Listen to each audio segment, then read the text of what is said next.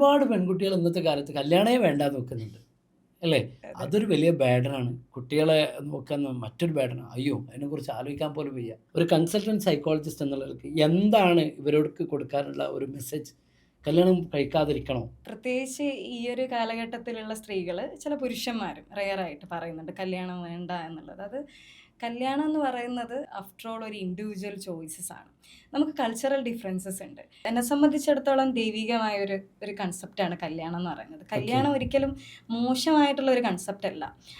ആളുകളുടെ ചിന്താഗതിയിലും ആളുകൾ അതിനെ ഡീൽ ചെയ്യുന്ന വേസിലും മാറ്റങ്ങൾ വരുത്തി കഴിഞ്ഞാൽ നമുക്കൊരു പാർട്ട്ണർ വേണമല്ലേ, ഒരു കമ്പാനിയന് വേണം നമുക്ക്.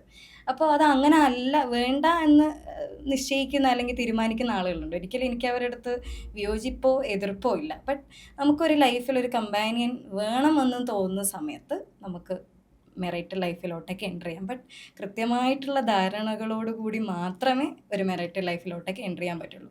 നമുക്ക് കല്യാണം കഴിക്കണം എന്നുള്ളൊരു, അല്ലെങ്കിൽ വീട്ടുകാർ പറഞ്ഞു എന്നുള്ള രീതിയിൽ മാത്രം കല്യാണം കഴിക്കാതെ പ്രീ മാരിറ്റൽ കൗൺസിലിംഗ് ഒക്കെ പ്രോപ്പറായിട്ട് എടുത്ത് പർപ്പസ് കണ്ടുപിടിക്കണം. എന്തിനാണ് എനിക്ക് മാരേജ് എന്നുള്ളൊരു പേർപ്പസ് ഒരു വ്യക്തിക്ക് കണ്ടുപിടിക്കാൻ പറ്റുന്നുണ്ടെങ്കിൽ they are ready for the marriage.